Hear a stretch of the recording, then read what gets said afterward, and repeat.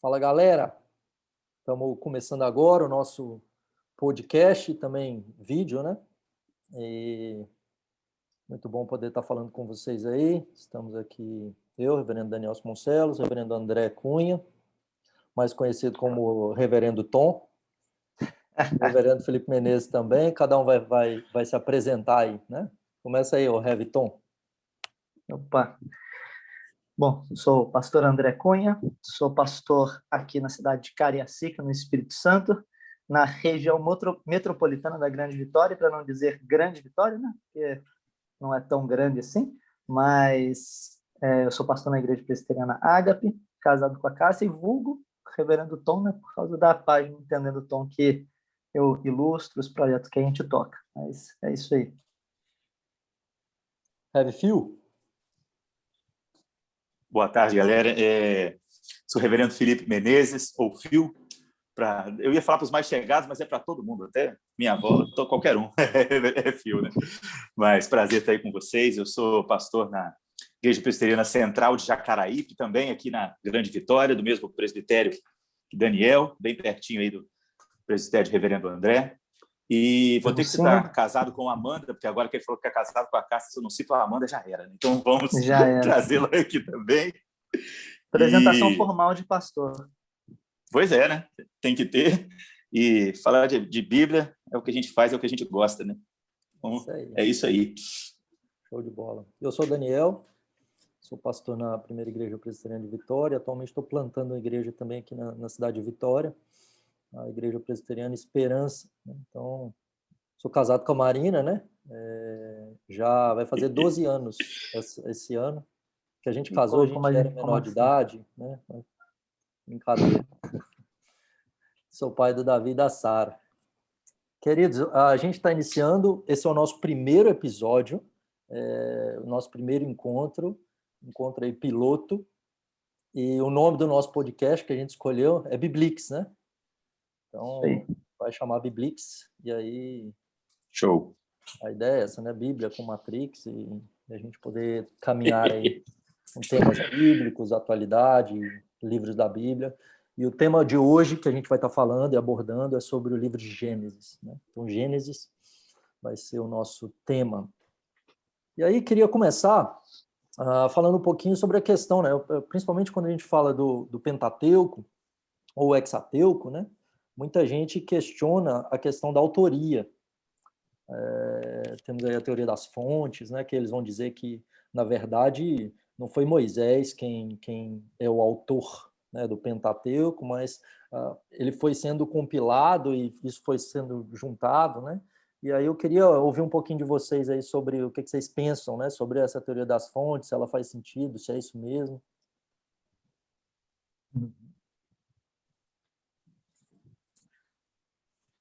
Bom, em primeiro lugar, a teoria das fontes pega algumas descrições específicas, né, ao longo do texto de Gênesis e de como eles lidam, né, em relação ao divino, em relação ao Senhor, em descrições e interação diferente. Né? Então, eles calculam que essa diferença ela se origina em proposições diferentes. Em outras palavras, como o texto traz descrições diferentes, não falam, claro, né, como já disse, né, à primeira vista, segundo o comentário desse, como o texto não fala de maneira unitária, sempre de maneira idêntica, com a mesma proposição, com a mesma narrativa com relação ao Senhor e a sua proposição aos homens, eles entendem que, então, isso é uma colcha de retalhos, que são várias percepções diferentes ao longo das eras, ao longo do tempo, sobre o relacionamento com o Senhor, unificadas em uma descrição.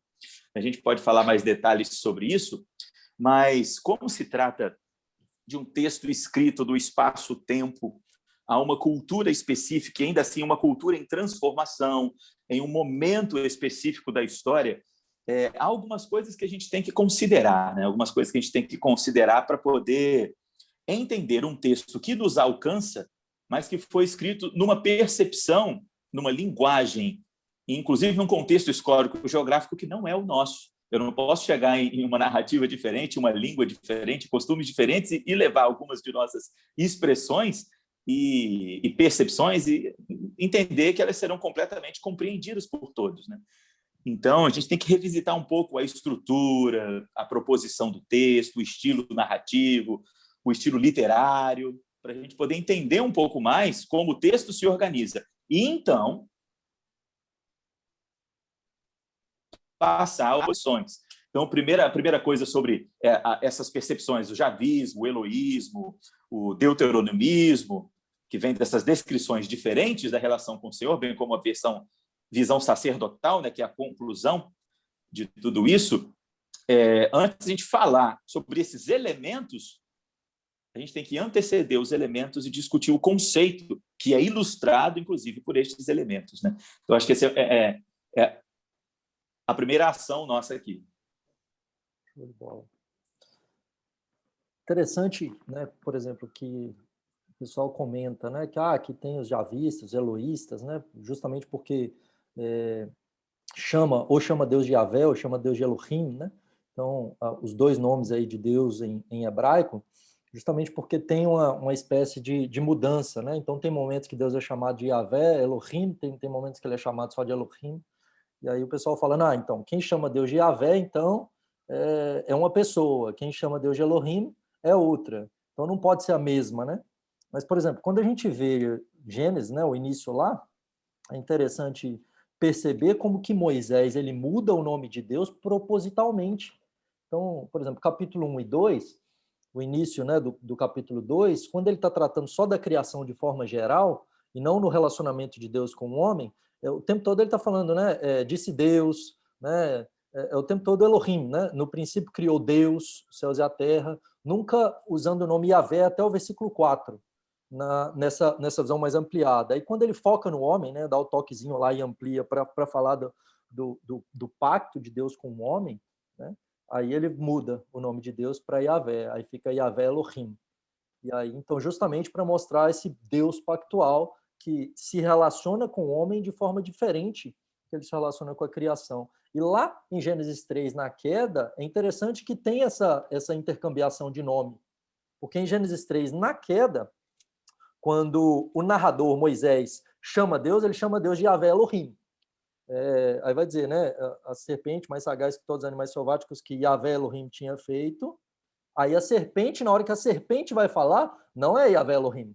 Moisés coloca só Elohim. É assim que Deus disse, né, só Elohim. E aí a mulher agora também entra na onda e não chama Deus de Yahvé. Ela se esquece do pacto. Moisés é proposital, né? Aí ela chama Deus apenas, né? Com exceção, e aí quando o narrador no verso 8 diz, ouviram a voz do Senhor Deus, né? Yahvé Elohim, e aí no verso 9 chamou o Senhor Deus ao homem. No verso 11, na nossa versão que é Ara, diz, né, perguntou-lhe Deus, mas no hebraico não tem esse Deus na voz do narrador, tá? Só perguntou-lhe, então não tem esse Elohim, né? Porque Moisés propositalmente não chama Deus só de Elohim, ele chama o Deus pactual, Yahvé, que é o Deus pactual. Então, quando a gente vê essa intercambiação, é proposital, existe a intenção do autor, existe um autor por trás, e não são vários, não é essa colcha de retalhos, né? Como a gente vai falar daqui a pouco, Gênesis é um livro extremamente bem elaborado, tem uma estrutura muito bem feita e pensada, né? E aí é interessante a gente abordar isso logo de cara, né? Eu acho que a gente pode, mesmo fugindo aqui dessa questão de polêmica e tal, porque a nossa perspectiva aqui no podcast, a gente não está, vamos dizer assim, está enganando ninguém. Todos nós cremos de maneira reformada, de maneira ortodoxa, a gente não está discutindo se Moisés é o responsável, se não é. A gente tem ali a descrição das Sagradas Escrituras em alta conta. Mas é interessante a gente parar e perceber algumas questões, né, de estrutura ali que são interessantes. Vamos falar assim, alguns pontos onde na história, nas pesquisas, a gente trouxe boas considerações. Então, acho que um ponto interessante da gente conversar aqui ainda aqui rapidinho, né, que fala um pouco dessa estrutura, é essa questão da divisão, né, dos toledotes, né, dos parachotes, de como a gente olha ali para o livro de Gênesis e vê que tem divisões claras, tem marcações de divisão, e ainda que, como o Daniel colocou aí, mesmo nessas divisões a gente vê pontos comuns, né? vê coisas que estão amarrando aí a estrutura completa, mas são questões que, vamos dizer assim, vieram. Se a gente olha para as Sagradas Escrituras, tem desdobramentos que acho que até reforçam a questão de como como Moisés lidou com uma história ali que ele recebeu, né, que ele sabia, e que como tudo isso fica mais interessante, né? Isso é uma boa, porque, por exemplo, quem recebe, né, o nome Yahvé, como já sabemos, é Moisés. Quando, através da sarça, aparece a ele o anjo do Senhor, né, em Gênesis 3, em Êxodo 3, né? E Moisés, a partir dali, conhece o nome, né, é o único nome que o próprio Deus dá em voz audível, né, diretamente a si mesmo, talvez alguns pesquisadores chamam de um nome mais íntimo de Deus, e ele recebe esse nome. No entanto, quando ele vai falar sobre o Senhor do pacto, que é quem estabelece o pacto com Israel, que é quem, a partir de Moisés, vai ali, então, edificar a nação que estava no Egito, ele começa a alocar esse mesmo Senhor do pacto, que agora se revelou a ele, na construção progressiva desse pacto, desde a origem do homem.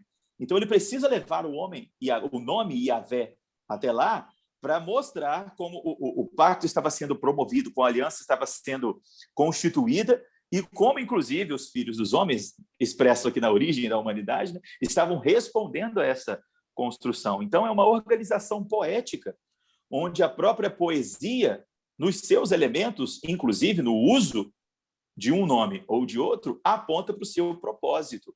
Eu gostaria de dar um pequeno exemplo, ainda usando o texto de Gênesis 1 e 2, para falar um pouco da autoria de Moisés em outro reforço, que era a organização da proposição criacional. A gente vê em Gênesis 1 o Deus Pai proponente, criando todas as coisas, através do verbo dito de sua boca, né? Haja, exista, produza. Nós vemos um Deus transbordando em sua glória, inclusive em alegria, né? A própria organização poética também demonstra isso, né? A alegria do Senhor, inclusive, em tudo o que criava, declarava utilidade, completude, algo bom era edificado, e ele conclui essa demonstração, essa manifestação, né, da sua glória, criando todas as coisas, e então criando o homem. E coloca o homem sob o domínio de todas as coisas como seu representante. E tudo aquilo que era bom, agora é muito bom. Então, não é apenas homem e mulher, criação, que são muito bons, mas estes, como um governo expresso da aliança com Deus sobre o mundo criado, tornam aquilo que era apenas bom, agora muito bom. Então, essa unidade poética que é construída em Gênesis 1 tem um motivo, que é um motivo diferente, uma proposição diferente de Gênesis 2. Não quer dizer que, porque uma proposição no capítulo 1 tinha um objetivo e a do capítulo 2 tem outro objetivo, que os seus autores têm de ser proponentes diferentes.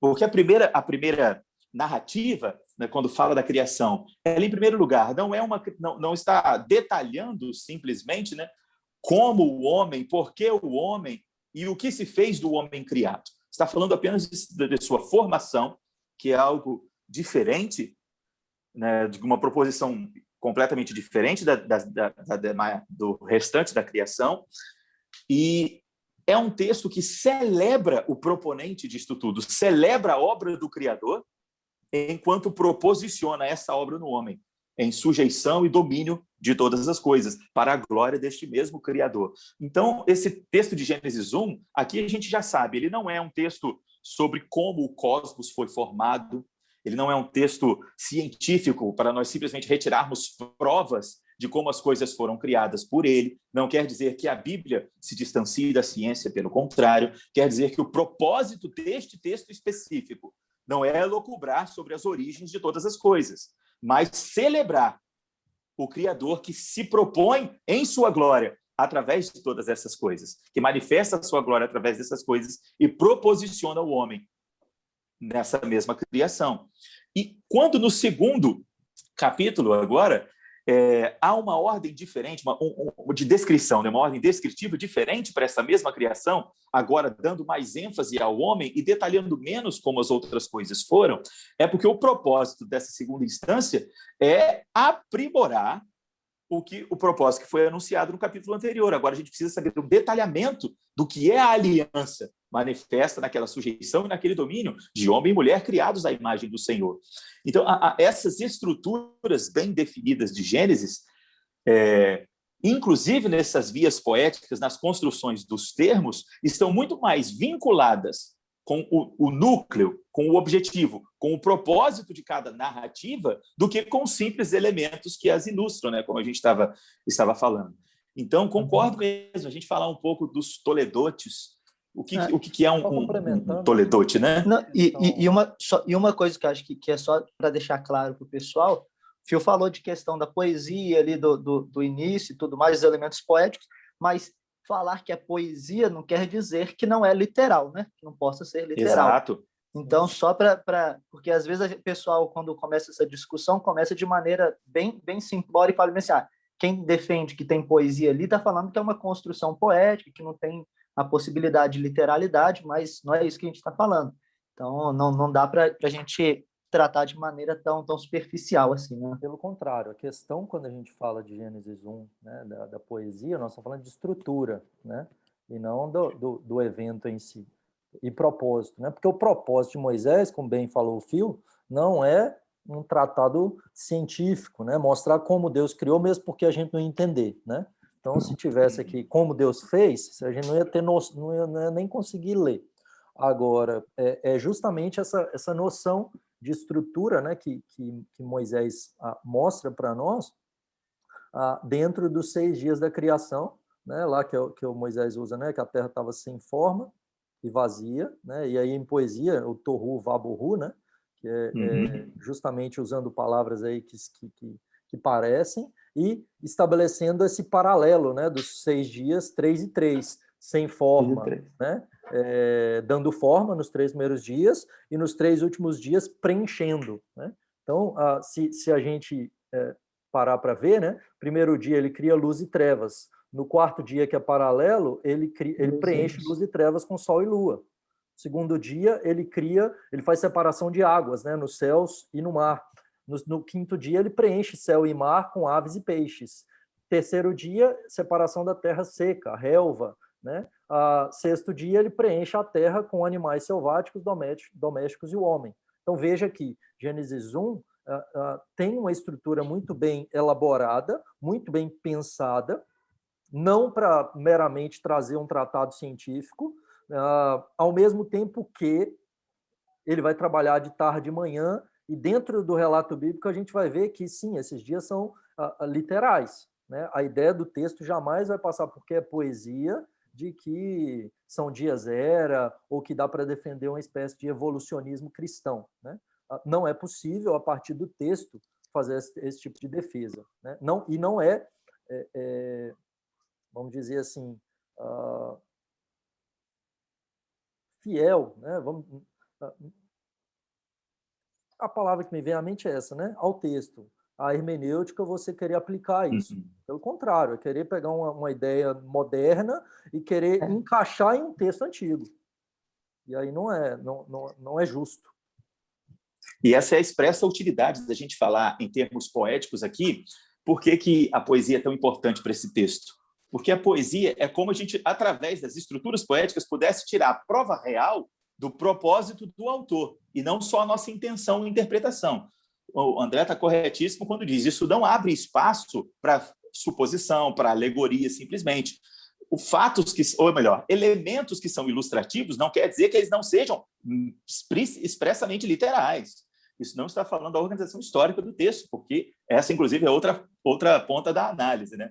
Então, apenas comentar da estrutura poética que ela é milimetricamente, vou chamar aqui de responsiva, né? Os seus propósitos estão conectados com a sua estrutura determinada. Então, quando a gente volta na estrutura, se prende nesse propósito, a gente consegue estabelecer através dele toda a construção do texto, né? Toda a conjuntura do texto.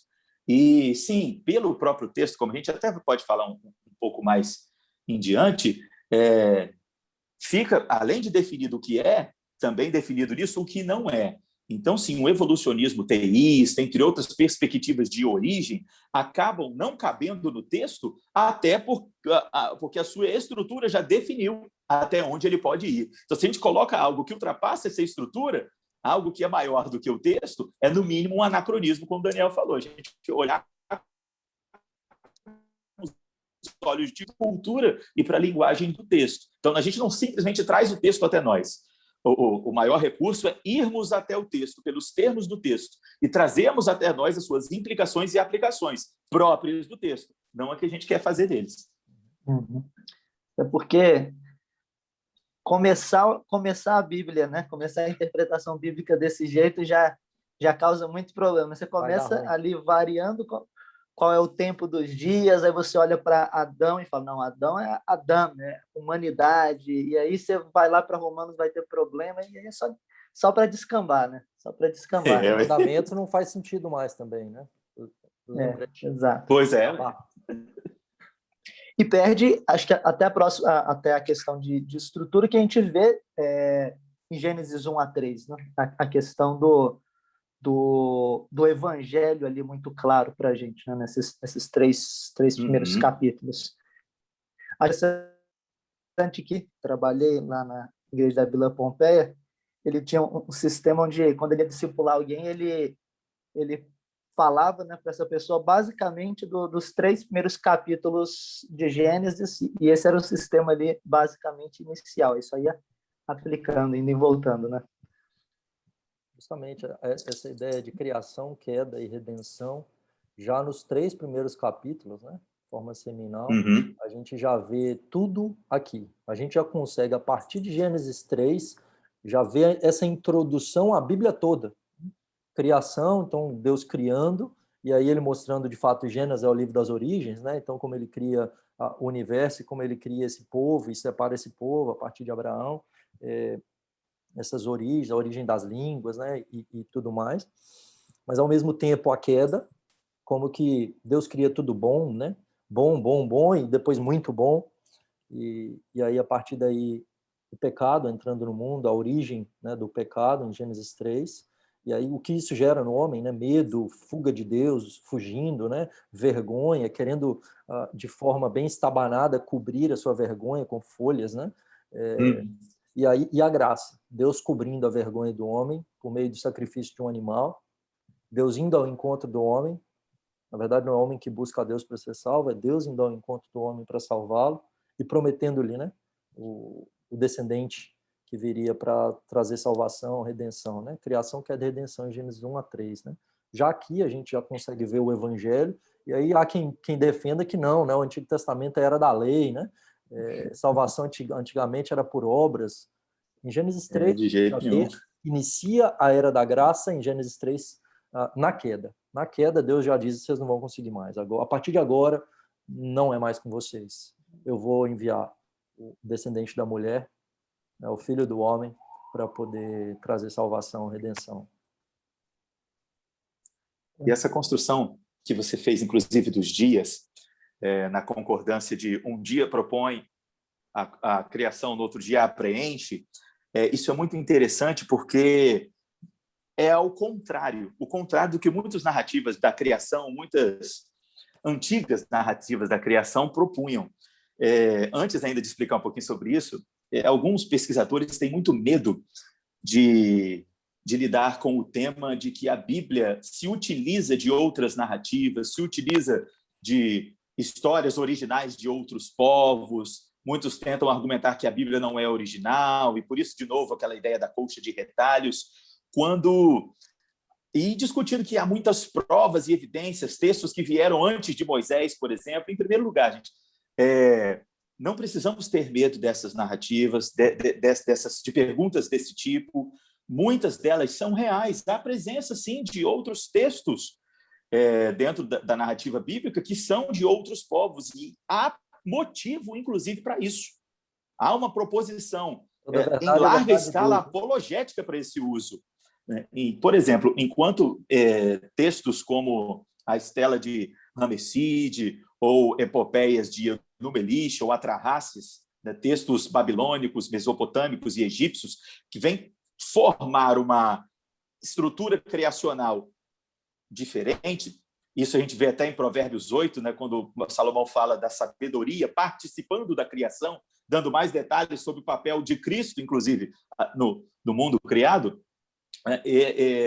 Aquela cosmogonia, né, aquela história da origem do cosmos que é trazido, como em semelhança dessa que aparece aqui, ela é oposta àquela que se apresenta em mitologias cassitas babilônicas. Vou explicar por quê. Segundo a percepção cananita deste tempo, do tempo de Moisés, em ascensão à Terra Prometida, o pensamento comum, pensamento cassita babilônico entre os caldeus e entre os cananitas, era de que a criação vinha a partir da vitória da ordem sobre o caos. Então, quando os deuses, né, quando os proponentes da criação, por si mesmo, por suas batalhas, iam colocando ordem no mundo preeminente, no mundo pré-existente, as coisas como elas são iam se formando. Na prática, o que isso queria dizer? Aqueles que ocupavam o mundo iam dando forma ao mundo. Então, o texto de Gênesis pega esse entendimento que é comum e propõe que, na realidade, a sua proposição não é simplesmente a ordem que vem do caos, não é a construção das coisas de baixo até que se chega às coisas de cima, como começa a fazer Provérbios 8, e logo após faz ao contrário, de cima para baixo, querendo dizer que tudo é proposto completamente por aquele Criador. Inclusive, tem um argumento de um sábio antigo, este sábio é Rinameká, ele fala o seguinte sobre os comentários da criação dos cassitas babilônicos. Ele diz que, nobre Deus da primeira ocasião, que edificaste os povos e fizeste nascer os deuses, o original que tornou possível que tudo vivesse, no coração de quem foi falado e o que os viu crescer, aquele que predisse o que não era e pensou o que é. O que ele quer dizer, né, com essa exposição? Como, se tudo vem do caos para a ordem, qualquer coisa que foi criada pode ter sido projetada e não apenas um acidente. Como olhar para o mundo e ver tudo em uma ordem completamente harmônica e pensar que isso é fruto do caos. Então, o argumento dele é preciso ter um primeiro. Inclusive, lendo esses argumentos, foi que Zoroastro, né, o Zarathustra, bolou o zoroastrismo, né, a síntese entre os deuses, porque ele concordou. Bom, se tudo isso é verdade, realmente é necessária uma fonte. Só que Zoroastro entendeu, a fonte está longe demais de nós, a gente precisa de mediadores. E Deus entendeu, é preciso um mediador, e nos deu Jesus. E a fonte é ele direto. Então, quando se usa essas estruturas que se assemelham a outras narrativas, o ideal bíblico é como se usasse uma ilustração no sermão, algo que fosse sensível ao entendimento de todos, para mostrar de maneira simples algo que ainda vai mais além. Mostrar isso que vocês pensam, faltam alguns elementos. Então, a estrutura nos entrega esses novos elementos. E essa é uma beleza singular das narrativas do livro de Gênesis, porque ele faz isso, praticamente todos os toledotes têm instrumentos desse tipo, utilizando de cultura geral para mostrar a cultura aplicada, utilizando de intelecto e a criatividade em visão limitada, a visão ilimitada da revelação. Isso não só adequa ainda mais a estrutura, como deixa ela muito mais abrangente, muito mais profunda e muito mais longínqua, né, longeva, para nos alcançar com essa mesma profundidade, né, ainda hoje. Não precisamos ter medo do seu contexto, mas sim mais desejo de explorá-lo. Legal. E só acho que para o pessoal que está acompanhando a gente, explicar aí rapidinho o que são os toledotes, né? São algumas divisões que a gente vê no livro de Gênesis, que é assim que a gente está denominando aqui. Então, a gente vê em vários momentos, né, no livro de Gênesis, esta é a gênese dos céus, a origem dos céus e da terra. A gente vê esta é a família de Isaac, né? Então, a gente vai vendo essas divisões que tem aí em vários momentos. Você pegar aí o livro de Gênesis, você vai vendo essas divisões, que aí no início é da criação, e mais para frente a gente vai vendo no livro de Gênesis, que é um livro bem familiar, né? Bem dividido ali nas gerações. Então, só para ficar claro para o pessoal que está acompanhando. Ô, Fio, você comentou aí, né, do Enuma Elish, né, Epopeia de Gilgamesh. Gênesis 6 a gente tem o relato do dilúvio. Acho que seria legal a gente entrar em um tema ali também, que é filhos de Deus e filhos dos homens, né? A gente abordar esse tema polêmico aí, né? O que vocês pensam ali que são filhos dos homens e filhos de Deus? Então, vamos lá. Como a gente, fazendo coro, Será que vai com ter a fala discordância anterior, aqui agora? ou aqui nada, mano, todo crente. Discordo também. Discordância sem heresia tá show demais. É, Mas esse também é um tema muito abordado nas culturas antigas, né? Muito abordado nas mitologias e nas narrativas dos povos de Canaã e nos entornos do Antigo Oriente Próximo. Né? Então, não é à toa também que ele aparece ali. Em suma, a gente pode dividir esses temas definindo um pouco os termos antes dele. A raiz dessa discussão, se esses filhos de Deus são simplesmente homens ou homens com anjos, antes da gente entrar nesse esquema, vamos definir algumas máximas do texto. Aqui são ditos que os filhos de Deus se uniram às filhas dos homens, tomaram para si esposas. Esse tomaram parece um pouco abrupto, né? Mas a palavra ali em questão é a palavra natural para tomar em casamento. Então, não é que não houve concessão, não é nada tenebroso simplesmente, né? E o texto diz que naqueles dias, né, quando os gigantes, segundo o texto, andavam pela terra, e a expressão gigantes é a expressão nefilim, é o verbo nafal, do verbo cair, né? Ou seja, no plural, por isso que o in está ali, e nefal, então, está no Ritpael, então a ideia é aqueles que foram caídos, aqueles que caíram. Então, até a expressão gigantes ali na tradução também já vem, né, de uma construção de pensamento, né, uma construção interpretativa, mas naquele tempo, quando os caídos estavam ali, logo caídos, entre anjos e homens todos caíram, então só isso também não traz ainda, né, essa conotação. Uhum. Mas a ideia é que a expressão ali, filhas dos homens, se a gente adequar filhas dos homens a Caim e filhos de Deus a Sete, a gente vai ver no texto de Samuel, por exemplo, os filhos de Sete sendo chamadas de filhas dos homens. Então, um jogo de expressão simplesmente não resolve. Né? Mas eu sei que a gente quer fugir de grandes desafios, né, de certa polêmica, mas apenas o jogo de expressão não resolve, porque a própria expressão filhos de Deus também, quando aparece como vamos dizer, como comparativa no texto de Números e como organizacional no texto de Jó, falando sobre os anjos, né, não dá para a gente usar nem filhos dos homens como definidor, nem filhos de Deus como definidor, porque ambos aparecem em outros recortes aplicados a outros termos. Em outras palavras, gente, o texto bíblico, em primeiro lugar, ele é o registro da revelação. A revelação é o próprio Cristo, é o Senhor Jesus. O Pai é o revelador. Jesus é a revelação. E o Espírito, a revelacionalidade. Depois vocês me falam se essa palavra existe. Mas é aquele que faz a revelação acontecer. Ele que entrega, né? Então, é Jesus falando, eu vou, o Pai fala, eu vou enviar, e Jesus diz, e o Espírito diz, eu estou levando. Né? É mais ou menos nessa construção. Então, a Bíblia é o registro da revelação. Tudo que nós sabemos na Escritura é para iluminar nosso conhecimento sobre Jesus, sobre a redenção em Cristo. Então, o que a gente sabe sobre o cosmos, sobre o abismo, sobre outros detalhes da criação e do governo de Deus, ou mesmo do próprio Senhor, existem apenas na Escritura para nos iluminar e nos aprofundar no entendimento do que é a obra redentora em Cristo.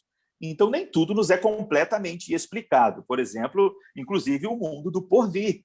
Nem tudo é muito definido, apenas apresentado a partir de Jesus. Então, mesmo essas informações sobre o Cristo, por isso que a Bíblia é cristocêntrica, já que todo o texto é para nos iluminar sobre ele, então, realmente, Jesus tem de estar em tudo.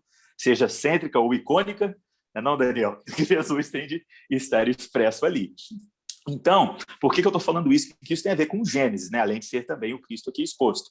Tem a ver que toda essa exposição sobre o Cristo tem de caber no nosso entendimento para edificar-nos na percepção e na ação do Espírito ao entendimento de Cristo. Logo, toda a Bíblia obedece em sentido racional às suas proposições. Por isso que ela é um texto que progride, é um texto que começa com alguma informação, como a gente falou. Gênesis 1 a 3, a Bíblia toda está ali, o Evangelho todo está ali. E agora a gente vai progredir em conhecimento e aprofundamento sobre este Evangelho, até que ele se contemple em Cristo e se renove em nossa esperança de sua consumação. Então, há uma progressão aqui, mas acontece essa progressão. Logo, diz o texto que anjos são espíritos ministradores, né? Então, aqui a gente já tem duas definições, origem e propósito. Então, origem, espírito. Então, em primeiro lugar, espírito é corpóreo, tem físico, tem corpo. Então, a gente não pode tentar simplesmente interpretar um texto sem lançar mão em teologia bíblica, em contexto, de outras narrativas que já exploram também detalhes sobre o texto, né? A gente analisa gramaticalmente ele por ele mesmo. Usar um texto claro, princípio natural. Para trazer luz para um obscuro. Então, eu vou trazer aqui 3 exemplos básicos de interpretações deste texto ao longo da história e a gente ver qual que se encaixa mais no texto, respondendo a outros textos também. Bom, o mais clássico todos já conhecem, né, de serem filhos de 7 homens justos, filhos de Deus, contra as filhas de Caim, né, de contração, né, de contrair matrimônio, né, com as filhas dos homens, mulheres mundanas, né? Essa é a interpretação clássica. Outras interpretações que são literalmente anjos caídos, corpóreos, deitando-se literalmente, tomando para si esposas no meio de mulheres humanas. E essa outra interpretação, eu vou inclusive citar o autor, é Bruce Waltke, nesse comentário de Gênesis da cultura cristã mesmo, ele já traz este comentário, ele bem detalhado, né? Ele cita que é um cara a união... top, né? E é um cara top, top. Por isso que eu quis trazer o nome dele, porque onde esse cara põe a mão, é uma parada boa, né? Estudioso demais. E, inclusive, tem ele em tudo quanto é lugar aqui atrás. Eu gosto muito.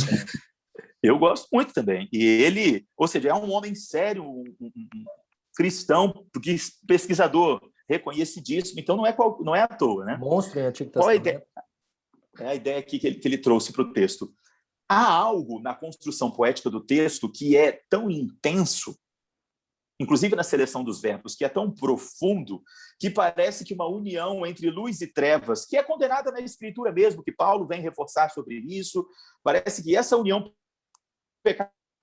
pecaminosa que acontece ao longo da história de Israel, que é condenada, não guarda tanto peso em suas condenações posteriores quanto essa primeira. Em outras palavras, algo aconteceu ali que é muito mais sério na percepção dele. E ele alega também, trazendo ao fato, anjos são espíritos. Logo, literalmente, corporeamente, não há união. Então, ele argumenta sobre homens possessos, homens tentados e guiados em torpeza por influência e por tentação destes mesmos espíritos, se deitaram de maneira infame com mulheres e sua ascendência seguiu este mal. É uma construção que ele faz ali. Indiferente vamos dizer, a extremos dessa aplicação, de se foram homens possuídos, alguns pesquisadores dizem, então eles não tinham responsabilidade, e nós sabemos que frente à tentação, nós sempre temos responsabilidade sobre o nosso pecado, nós respondemos à tentação, pode não ser o motor da nossa ação, mas a nossa vontade, o nosso desejo, o nosso pecado é. Então, isso não nos livraria de responsabilidade. Mas por que eu dei essa percepção por fim? Porque ela, dentre as 3 clássicas, é a única que resolve todos os intervalos do texto. E, ainda assim, a gente tem que ter muito cuidado em tomar percepções desse tipo por 2 motivos. Primeiro, o objetivo do texto não é exaurir informações sobre este tema, né? Esse é apenas um elemento do objetivo do texto, de mostrar a restauração da aliança, inclusive através do dilúvio que vai vir por conta do pecado e da degradação que estava ocorrendo. Então, isso aí é uma alavanca do texto, não é o seu propósito. Então, se a gente foca nisso, a gente perde o propósito. E, em segundo lugar, saber destes detalhes, em especial ação, não nos ilumina a obra redentora de Cristo. Então, é por isso, inclusive, que esses detalhes não estão naquele texto. Então, a gente pode elocubrar, pode conversar sobre o texto, mas onde a Bíblia para, né, como bons cristãos, paramos também nós, né? A gente não carrega isso com a gente, né? Por último, essa interpretação, em especial de Bruce Waltke, ela encontra um eco, ou melhor, ela responde a ecos de muitos documentos antigos. Ao longo de muito tempo, pensou-se claramente assim. Se a gente for olhar nas narrativas antigas, mesmo no hebraico, que havia ou literal envolvimento dos anjos, ou algo mais tenso, mais complicado, nem que fosse por vias de anjos ensinando depravações aos homens, ou melhor, de anjos caídos, né, de demônios ensinando depravação aos homens.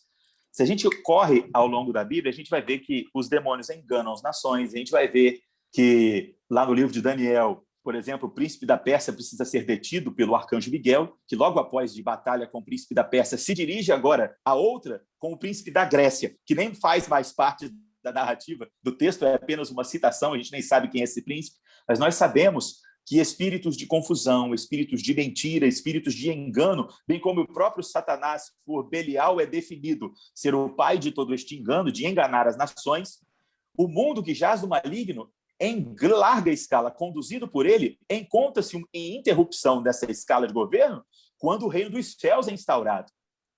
E o valente é amarrado, dado a ignição de tudo isso a partir de Jesus. Então, ou seja, há um consenso entre espíritos de engano, seja por outras narrativas bíblicas, bem como ecos históricos, e há o consenso de homens respondendo a esses enganos, tendo depravação e devassidão em sua vida, e se entregando à adoração de outros deuses, a toda sorte de abominações.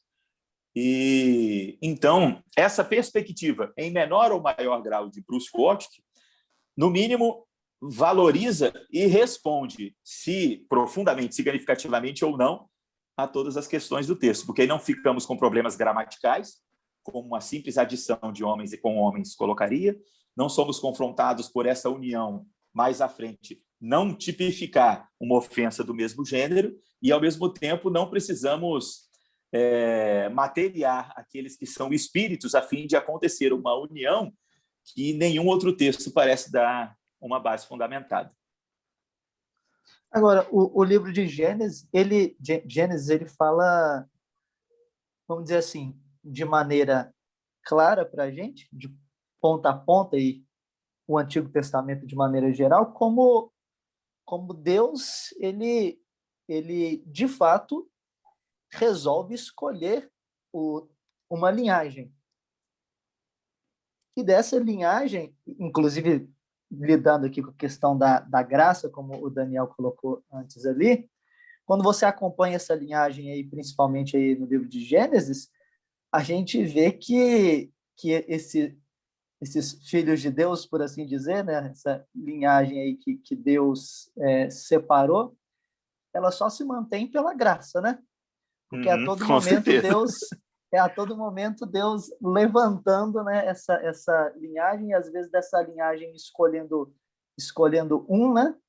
Como a gente pode ver aí no caso de Noé, que acho que é o que a gente vai falar um pouquinho mais agora, mas eu creio que até antes de entrar um pouquinho em Noé, é legal a gente falar um pouquinho sobre a literalidade dessas linhagens aí no livro de Gênesis, né?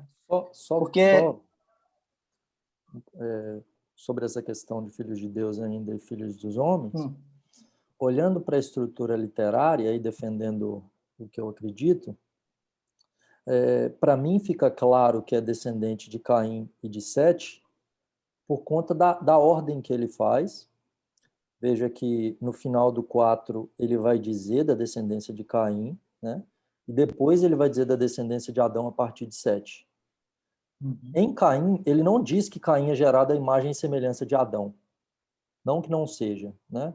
Mas Moisés oculta isso, ele não fala isso. Quando Sete é gerado por Adão, ele vai dizer, né, no verso 3 do capítulo 5, que Sete é gerado conforme a imagem e semelhança de Adão, e depois na linhagem de Sete, buscando a Deus.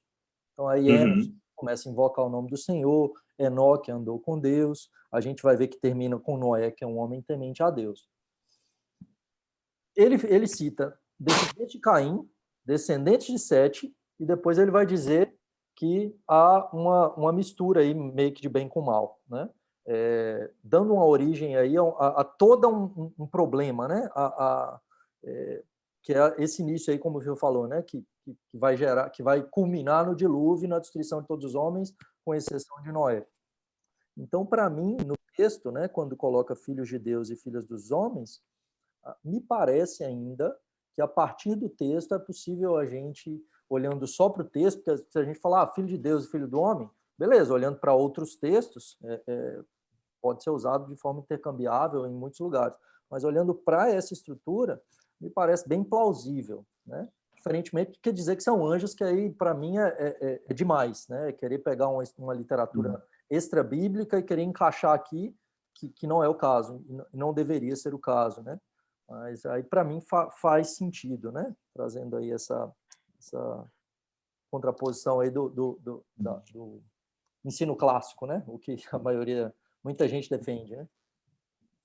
Apenas um amparo também na estrutura.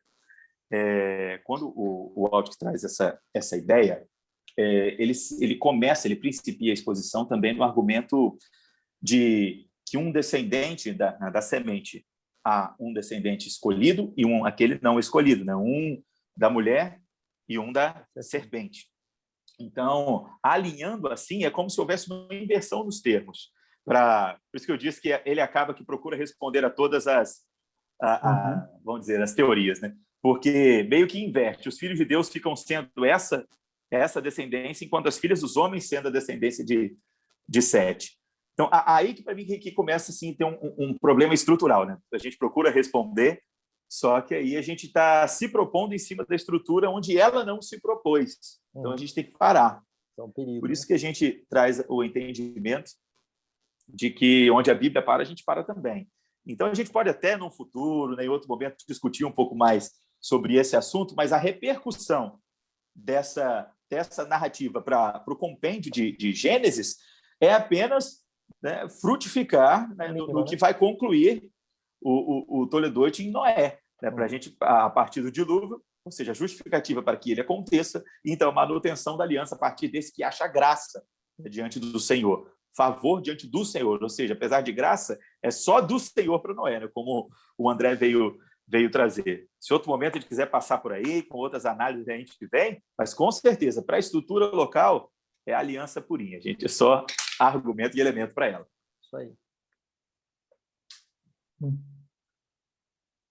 Mas a gente tinha falado, né, a questão das linhagens, né?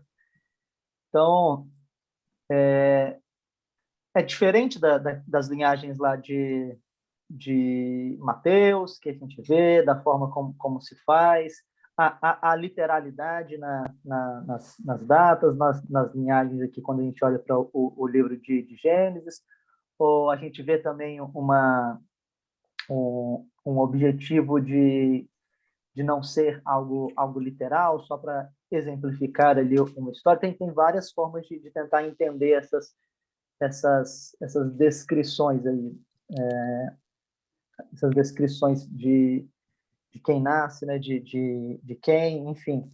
Então, lá no livro de Mateus, por exemplo, a gente vê muito claro um objetivo numérico ali de construção, né? De Jesus Cristo até de Adão, até Jesus, de Davi, né? Então, direitinho se fazendo ali uma construção. Agora, não é isso que a gente vê em Gênesis, né? Gênesis a gente já não vê essa preocupação. E o que creio que aponta para uma questão mais literal, né, do texto e das linhagens.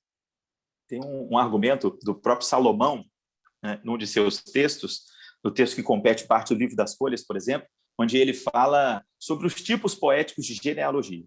Ou seja, a genealogia é uma poesia, é para ser bonito, rítmico, enquanto também guarda o seu sentido, ou literal, ou figurado. Figurado só quer dizer mais abrangente, não quer dizer que não seja verdade. E Salomão adequa esses dois tipos de poesia genealógica a duas partes do corpo, a genealogia da mão e a genealogia da cabeça. A genealogia da mão é genealogia e poesia por ações específicas, por aquilo que você faz. que é o que Mateus está fazendo, né? Contando as famílias e as gerações pela promoção do Senhor no seu sustento, logo para mostrar como Deus construiu poeticamente, né, a história da redenção até que ela se cumprisse em Cristo.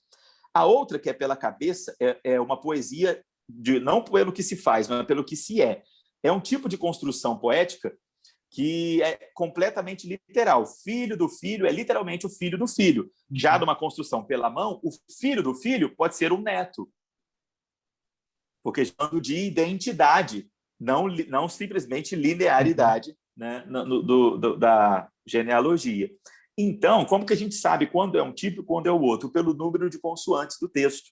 Contando as consoantes, vendo o tamanho e o equilíbrio do verso, a gente vai saber se ela é do tipo mão ou do tipo cabeça. Dentro dessa estrutura, parece pela estrutura que essa genealogia de Gênesis é cabeça.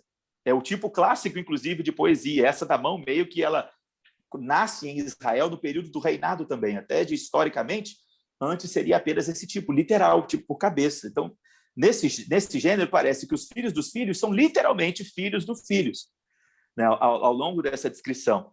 Já mostrando, por isso que Gênesis é conhecido como o livro dos começos, né? O começo da civilização, o começo da urbanização, o começo da aliança, o começo do povo da aliança, da família da aliança, tudo vindo de maneira literal, já que é para identificar essa ignição de todas as coisas, né? Então, por esses motivos, nos parece mais que sim, essas genealogias se assemelham muito com mais idades literais, né? E com idades Isso, literais. com idades literais. Idade de porque se ela é literal, por tem que ser literal em tudo. Nada disso. Exatamente. Viviam muito. Então, justamente mostrando o efeito do pecado no homem. Gênesis está mostrando isso. E como que em Gênesis 6, Deus limita, né, a graça. E veja que a graça, Deus reduziu o tempo de vida, não é meramente punição, é não permitir que o mal se estenda. Imagine, né? Homens maus vivendo 1000 anos, né?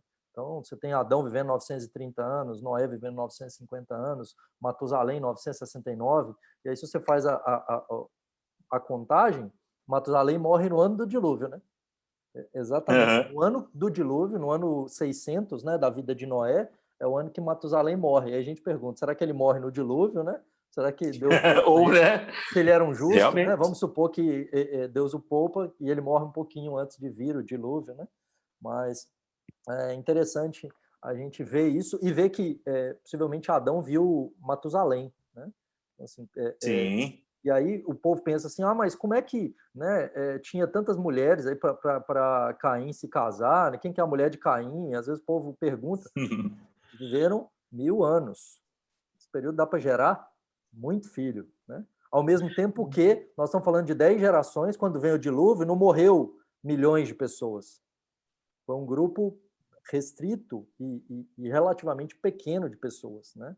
Então não era que às vezes quando olha para Gênesis 6, o povo pensa que morreu milhões de pessoas, né? Na mesma escala que a gente tem hoje, né? Algumas gerações, né? É como se morresse, sei lá, uma pequena cidade, né, do nosso estado, né? Não é algo gigantesco. Isso aí que você falou é legal. De milhões de pessoas. Essa que você falou é legal sobre Caim, porque realmente tem sempre essa pergunta, né? Para onde Caim matou Abel, foi para o leste, lá achou a mulher. Aí não tinha ninguém. Essa, né? Aí chegou. E tem gente que até fala, e é a Anja que a gente falou. Calma aí, galera. Não é o Lilith, né? Defendem essa questão de Lilith, né? a outra mulher, aplicam questões no texto bíblico que é um absurdo. Né? Então, assim, Adão tinha Lilith. Que não tem nem sentido.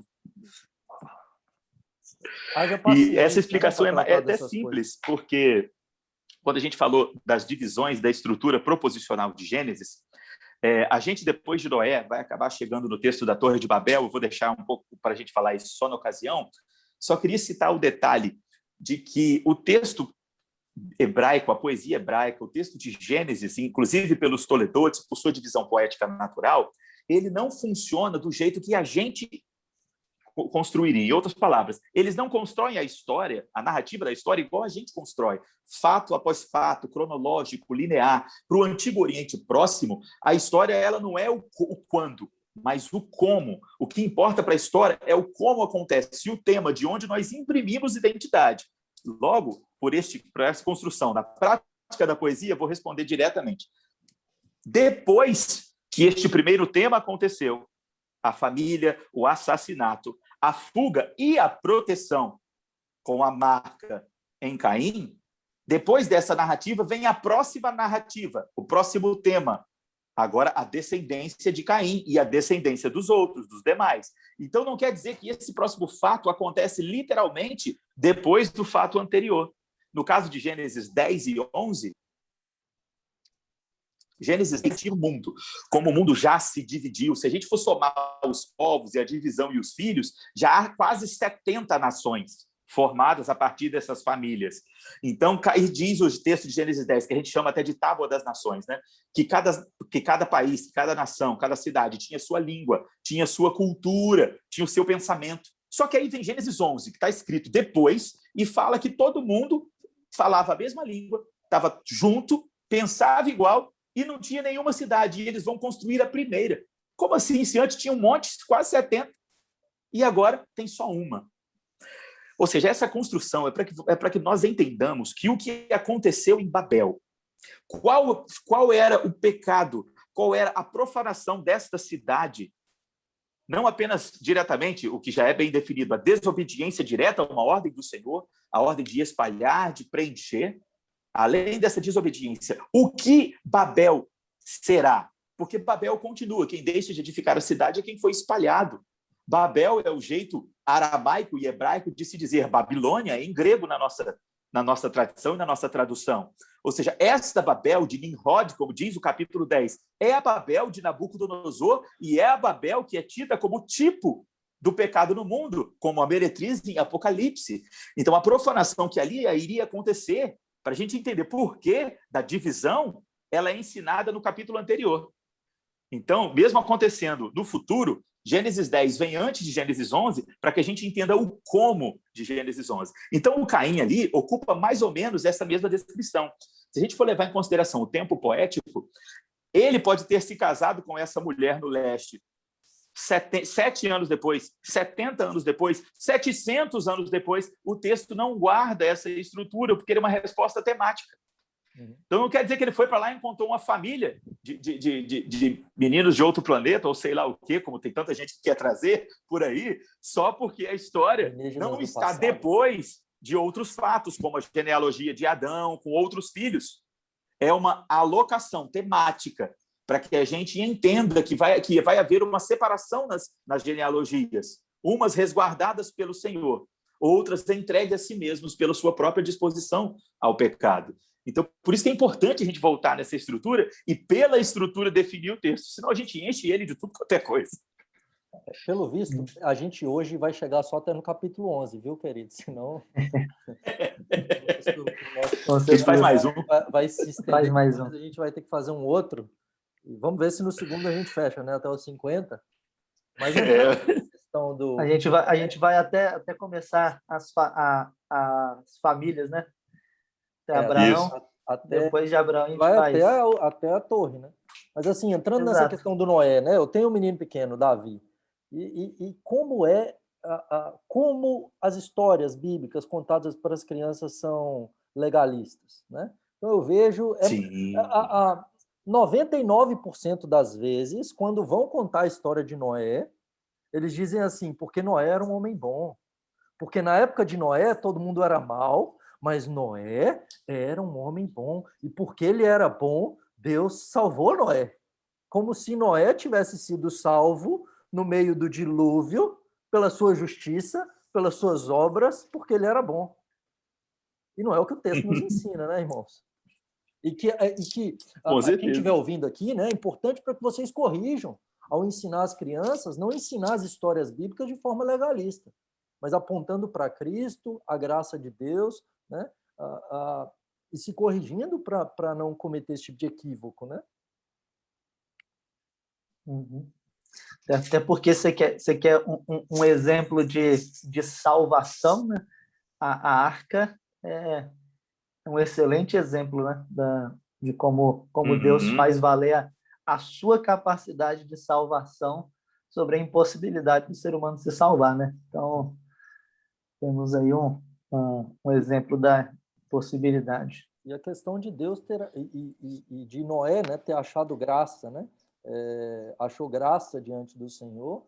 No caso aqui, não é que Deus olhou para ele e falou assim, nossa, como Noé é bom. Não, Deus o elegeu. Deus o salvou pela sua graça, Deus o salvou porque o amou, né? E é importante a gente dizer isso, né? Tanto é que o texto bíblico faz questão de mostrar o pecado de Noé depois, né? Noé não é traçado como os heróis bíblicos, né? Os pecados e os erros deles ficam explícitos para nós justamente apontando a necessidade de um Salvador. Sempre, o tempo todo apontando para Cristo, né? Não é ele que vai trazer redenção. Não é porque ele é bom, então agora a descendência dele vai corrigir, não. De maneira nenhuma. E isso é muito interessante no livro de Gênesis, né? Porque é onde a gente tem a promessa do filho, né, que viria para pisar na cabeça da serpente, e parece que a todo momento isso está ecoando, né, está reverberando. Bom, será que é esse? Será que é 7? Não é 7. Ah, será que é esse? Será que é esse? Então a gente vai vendo essa promessa ecoar aí durante todo o livro. Aí vem Abraão, né? Agora Vem é Abraão, Isaac. só tropeça. Agora é Abraão. Tem que ser Abraão. Aí vem o filho da promessa, né? Vem Isaac. Aí interessante quando a gente vê que lá na frente o Paulo fala que Deus falou da promessa lá de Cristo Jesus para Abraão quando falou sobre Isaac. Então é interessante como na linhagem aí dos filhos de Deus, né? Deus vai agindo a todo momento para preservar pela sua graça essa linhagem para que lá na frente, né, o filho de Davi, né, o descendente aí de Abraão, filho da prometido para Eva, né, viesse ali para poder cumprir aquilo que Deus havia determinado. Quando vem o filho de Davi, né, que Deus promete que ia sentar no trono, aí vem Salomão. Você fala, não. Exato. Toda hora está ecoando. E isso é muito interessante do texto, porque ajuda a gente a deslocar o nosso foco de personagens, porque é muito comum, igual quando fala para as crianças que o Daniel trouxe, né? A gente focar muito em Jacó, focar muito em Isaac, focar muito em Abraão, e sem perceber que a história, o protagonista dela é o Messias prometido que manifesta a sua graça nestes homens. Exato. Ou seja, não é uma história sobre nós, mas uma história apesar de nós, para mostrar como Deus usa até homens como ele, para usar até homens como nós, como Deus salva até homens como estes, inclusive até homens como nós. Porque fala, Abraão, sai do meio da tua parentela e vai para a terra que eu te mostrarei. Aí Abraão pega o parente Ló e vai. Não era para deixar os parentes para trás?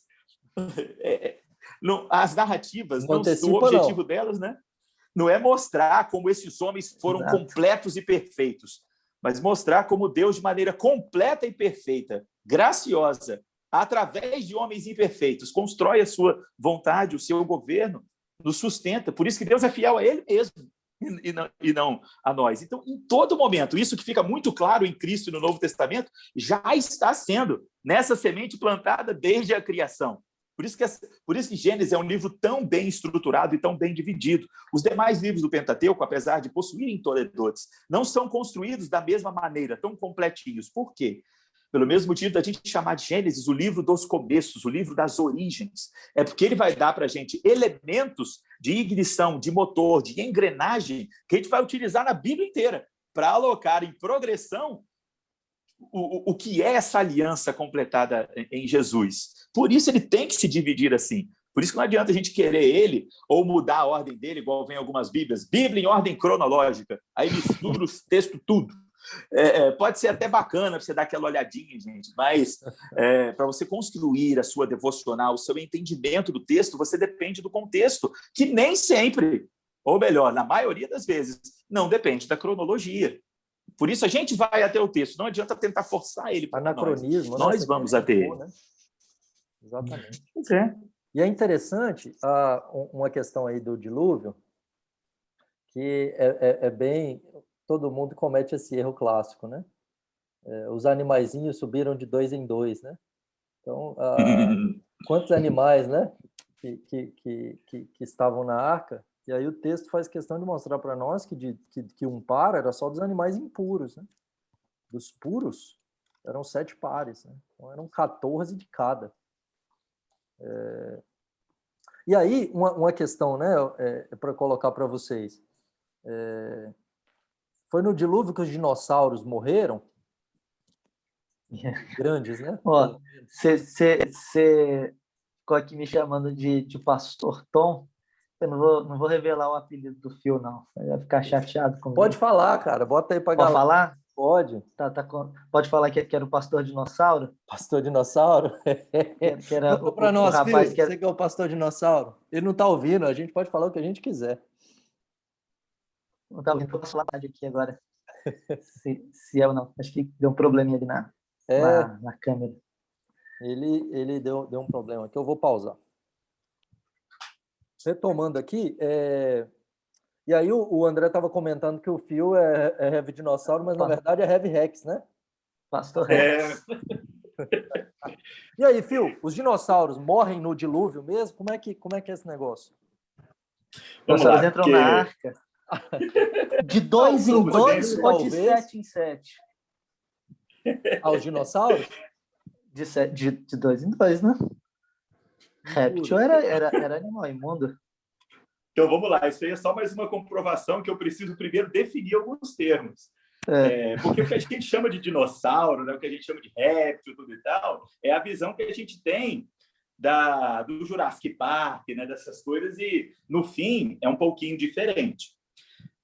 Os dinossauros, né, são um sistema de vida, né, ocupam um bioma, né, uma classificação específica que não é só uma espécie, é todo um sistema, né? Então, há classificações biológicas diferentes.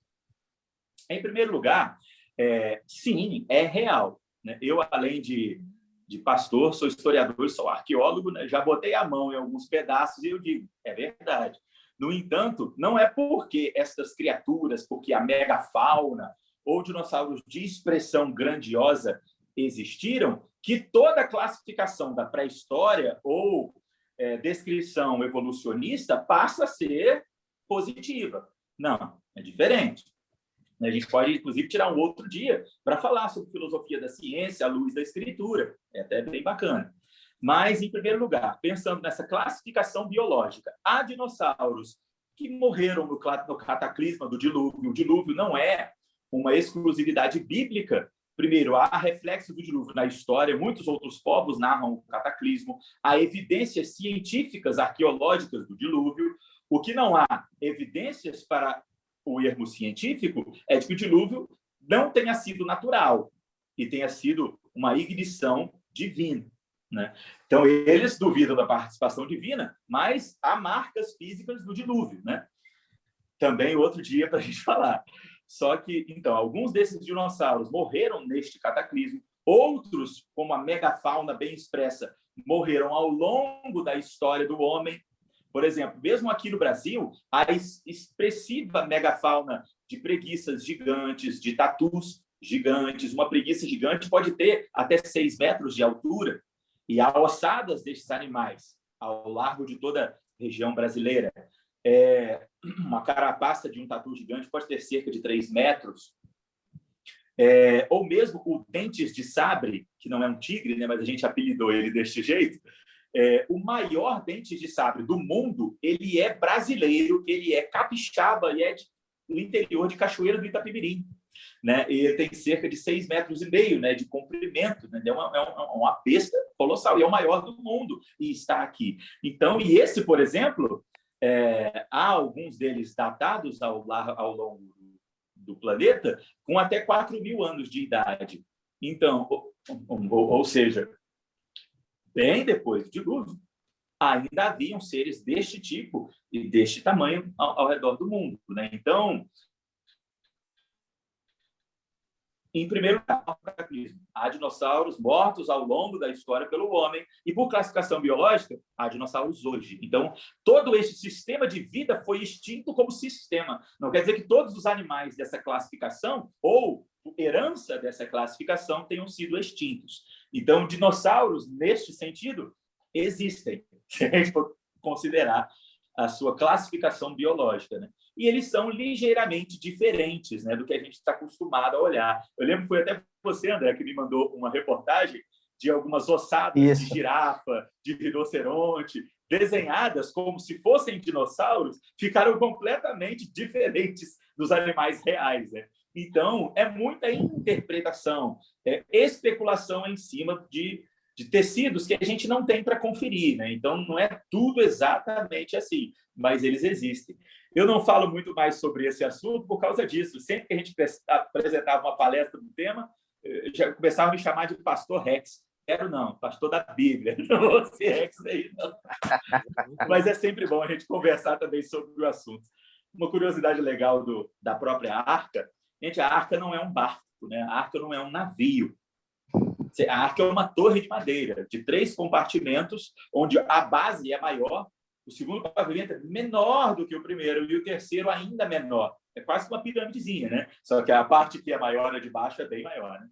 Então, o objetivo é flutuar. Noé não tem que navegar quebrando as ondas do dilúvio. Quem disse que tem onda, gente? A gente só sabe que a arca era para ser preenchida, flutuar e ser depositada, como foi onde era do desejo, do desígnio do Senhor. Então, não só, por exemplo, na epopeia de Gilgamesh ou na construção de Atrahasis, a arca é literalmente uma pirâmide, um zigurate de madeira. Aquelas torres que possivelmente figuram a Torre de Babel, né? Não simplesmente um elevado edifício, mas aquela torre com escadas, com vários pavimentos, né, que se sobrepõem, que são templos para os deuses, inclusive da Babilônia, como já serão no futuro, e a Babilônia é a mesma Babel, né? Que a arca dessas outras narrativas era semelhante a um zigurate desse. Por isso que quando a arca repousa, se faz um zigurate de pedras, para tipificar o contato dos homens com Deus. No caso deles, o contato dos homens com o divino. E por isso os deuses, através das escadas dessa pirâmide, deviam descer dos céus pelas escadas. Era o intento dessas culturas, que serão as culturas caldaicas no futuro, né? Dessa expressão que se torna o caldaísmo. Por isso que Babel, no seu sentido estrito, né, que o garítico, acadiano, aramaico, significa porta, né, caminho do céu, do divino. Só que parece, ela se assemelha muito com a palavra balal, baval, que significa misturado, confundido. Né? Por isso que é um trocadilho pelo autor feito com a expressão Babel. O que deveria ser a porta do céu, o que deveria trazer ordem e dignificar o homem, na verdade, os confunde, até porque o propósito é a dignificação do Senhor. Não à toa a sátira do texto mostra que, quando se esperava que o divino descesse, Deus desceu e os confundiu. Gênesis 11, né? É interessante que essa questão da Torre de Babel é quando os homens, o texto já inicia falando que eles estão na planície, né? Esse fato aí de não temer ao Senhor, porque muito possivelmente naquela época quem não era crente, né? Porque os descendentes de Noé sabia do pacto, do arco-íris e tudo mais. Esse fato de habitar numa planície, no caso aqui homens ímpios, né? Aqui nós não temos na Torre de Babel o povo que amava Yahvé, né? Como você bem colocou. Pelo contrário, né? Eles tentando fazer essa escada para fazer grande o seu nome. É interessante isso, né? Eles querem fazer grande o próprio nome. Paralela, logo na sequência, Deus chama Abraão e diz que vai engrandecer o nome de Abraão, mas espalhando, né? E eles estão indo contra o mandato social de Deus de crescer e multiplicar e se espalhar. Eles não, eles querem estar em um local só, né? E fazer grande o seu nome, e agora meio que afrontando o Senhor. Nós não tememos a Deus, eles vão para a planície. Em segundo lugar, eles não querem obedecer a Deus, e ali, então, eles estabelecem esse local para eles estarem juntos, falando, não, aqui a gente vai engrandecer o nosso nome. Deus vai dizer, não, vocês podem querer isso, né? Mas aí você tem um camarada que decide honrar o Senhor, e Deus fala, eu vou engrandecer o seu nome, Abraão. Porque, de fato, ele honra ao Senhor, né? Apesar de ser um homem caído, a gente vai falar sobre Abraão no próximo episódio, né? Isso é legal porque tem gente que defende que em primeiro lugar, A construção da torre é para fugir de um novo dilúvio. Mas eles estavam nas montanhas. Eles descem, eles né? estavam nas montanhas com as pedras, que é um material mais robusto para edificação, e eles descem das montanhas, vão para a planície, onde não há pedras, e eles precisam fazer tijolos para utilizar como matéria-prima, mostrando, nós estamos produzindo, nós estamos fazendo, nós estamos controle, edificando. Né? Para quem? Para nós. Uhum. Exatamente. Certo. O que mais, gente? A gente caminhar para o final aí, considerações finais.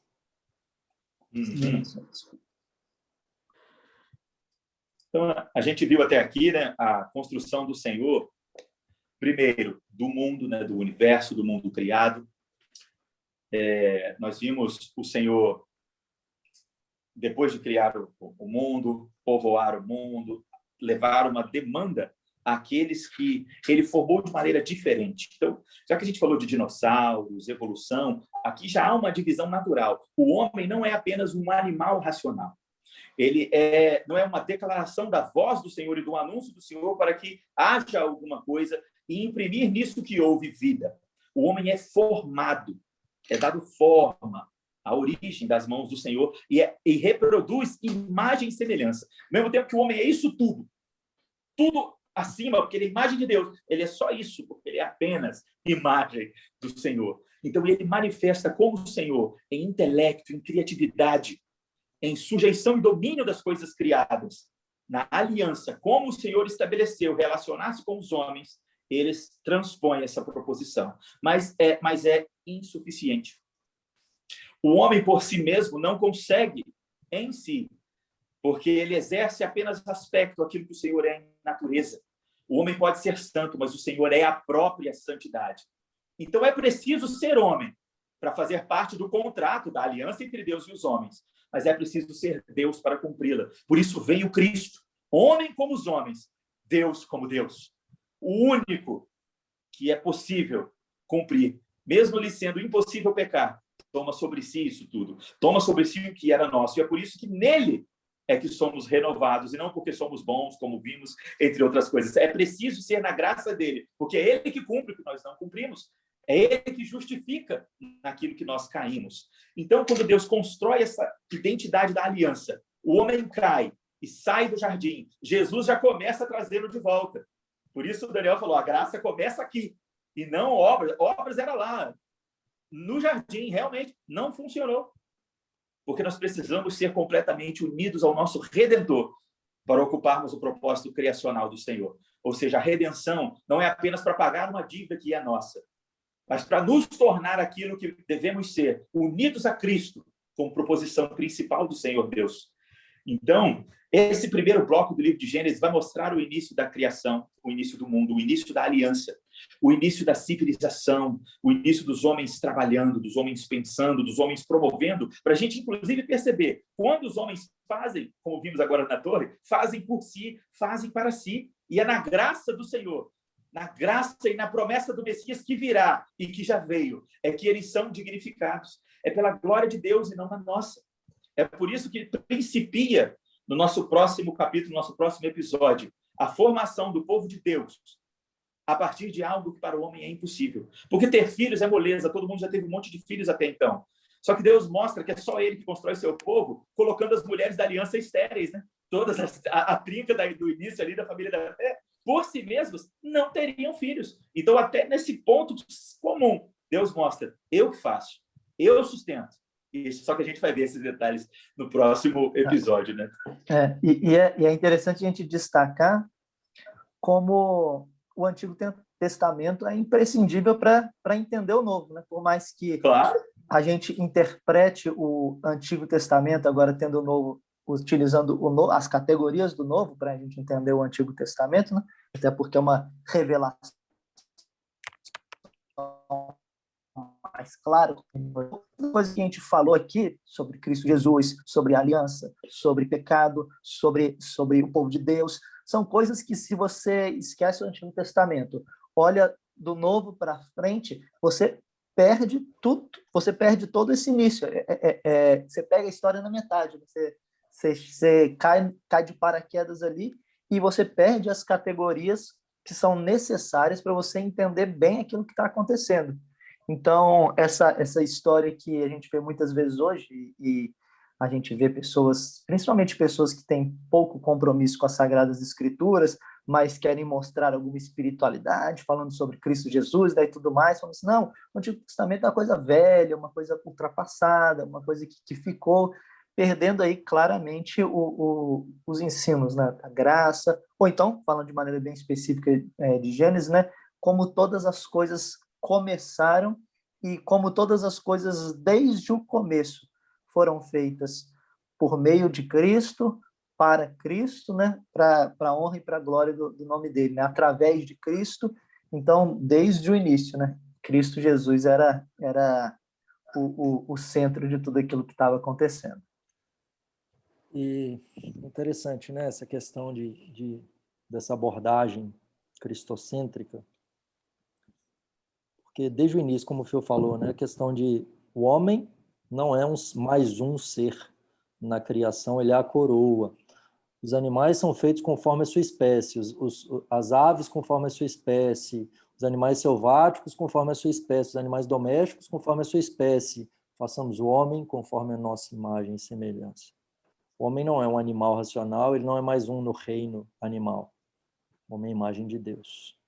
Por isso que a gente pode matar um boi e comer, mas matar um homem é a quebra do sexto mandamento. Né? É pecado, porque ele é a imagem de Deus. Mas essa imagem, ela fica enlameada por causa do pecado. A queda faz com que o homem não cumpra o propósito porque foi criado. E aí Deus promete o Redentor. E aí esse Filho do Homem, né, que é Jesus Cristo, ele vem para restaurar a criação. De modo que nós vemos Cristo como Criador, e João vai mostrar isso para nós, nesse paralelo de Gênesis 1 com João 1, né? No princípio era o verbo estava com Deus, o verbo era Deus, ele estava no princípio com Deus, todas as coisas foram feitas por intermédio dele, sem ele nada do que foi feito se fez. Gênesis 1 nós temos no princípio ali também, mas mostrando Deus criando todas as coisas por meio do verbo, né? O façamos, né? Como o Phil colocou agora há pouco. E aí João vai dizer, o verbo criador, né? A palavra criadora de Deus é Jesus. Todas as coisas foram feitas por intermédio dele. Sem ele nada foi feito se fez. Paulo em Colossenses 1 vai dizer isso também, né? Tudo foi feito por meio dele, né? Para ele, né? Então Cristo é quem é o criador de todas as coisas, Gênesis 1, mas ao mesmo tempo ele é o redentor de todas as coisas, ele é o criador dessa nova criação, porque por meio dele, aquele que nasce de Maria, aquele que vem, pisa no mundo, agora tudo é feito nova criação. Então, em Cristo, nós somos novas criaturas, né? Porque Deus nos criou para sermos conformes à sua imagem e semelhança, e agora nós somos predestinados para sermos conformes à imagem do seu Filho. Essa nova criação, amém, parecidos com Jesus. Esse início, a gente está vendo que o homem, por si, está fugindo de Deus, por si, ele só destrói a criação. E o tempo todo Deus falando assim, não, eu pela minha graça, eu vou restaurar. Ele conduzindo, né? Esse fio condutor das Escrituras apontando para Jesus desde o início. Queridos, essa é uma jornada longa que a gente vai ter, trabalhando aí alguns livros bíblicos. Hoje a gente viu até Gênesis 11, né? No próximo episódio a gente trata do 12 em diante, se Deus quiser, do 12 ao 50, né? Mas fiquem conosco, Biblix, muito bom. Isso aí. Reverendo André, Reverendo Phil, tá com vocês. Prazer. Prazer, é bom, gente, a gente falar a nossa área, né? De trabalho, tanto de mestrado quanto de formação. O Phil já colocou um pouquinho, mas para o povo também ter expectativa do que a gente vai falar, né? Porque vai falar de arqueologia e de história, é o Phil que vocês ouçam o Phil. Eu e o André só vamos falar bobagem, né? Fala aí, Phil, de formação, depois o André, depois eu. E a gente fecha. Beleza, gente. Sou arqueólogo já de ação há algum tempo, sou linguista, trabalho com cultura semítica em geral. A titulação, na verdade, é semitística, né? Um pouco desconhecida, né? Mas então trabalho com poesia, linguagem, mitologias. e agora teólogo, pastor, e tento fazer uma unificação dessas perspectivas no trabalho contextual da Escritura. Então, como a gente falou rapidamente durante o Biblix, né, a ideia de trazer esse amparo do contexto, amparo do cenário, localizar-nos na língua, nas expressões, a fim de entender o texto, o objetivo, o objeto, ao longo de todas essas formações, também foi o texto bíblico, ou narrativas bíblicas, ou mesmo os acontecimentos bíblicos narrados em outros documentos, né? Mas a gente não precisa falar só de arqueologia, não, gente. Vamos falar de tantas coisas, estamos aí para isso mesmo. Pastor Rex, né? Pastor Rex. Saindo do Pastor Rex. Tom. Vai lá, Tom. Pastor Tom, a gente vai ter que revelar aí qualquer dia do Daniel, né, também. Então, eu sou formado, antes de me formar em teologia, eu fui formado em desenho industrial. Sou aí ilustrador antes de ser também formado em desenho industrial, já dava aula de ilustração.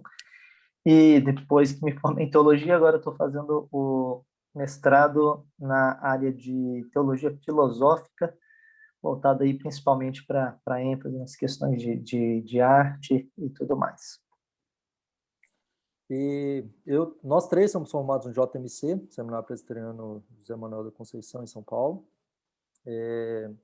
Antes disso, eu me formei em economia, fiz uma pós em estatística e fiz um mestrado em teologia também no Seminário do Servo de Cristo, na área de liderança cristã. E agora eu estou também no Andrew Jumper, junto com o André, terminando o mestrado, o Sacrai, na área de pregação, mas mais especificamente trabalhando na área de hermenêutica, de estrutura, né? Estou trabalhando no Evangelho de Marcos nesse momento. Então é isso, né? Muito bom estar com vocês. Pessoal, esse é o nosso primeiro episódio do Biblix. Ajudem a divulgar, sigam as nossas redes sociais. Fala aí a rede social e a gente fecha. Coloca, né? @ Daniel Simocelos. André? André Cunha Barbosa Lima. Isso aí que é o Entendendo o meu é I Feel Good, né? Então... I Feel Good, boa, rapaz.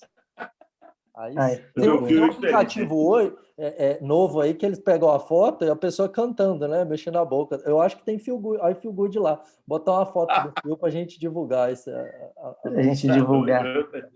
Show de bola. Valeu, galera. Deus abençoe. Tranquilo. Valeu. Valeu, gente. Um abraço. Um abraço. Tchau, tchau.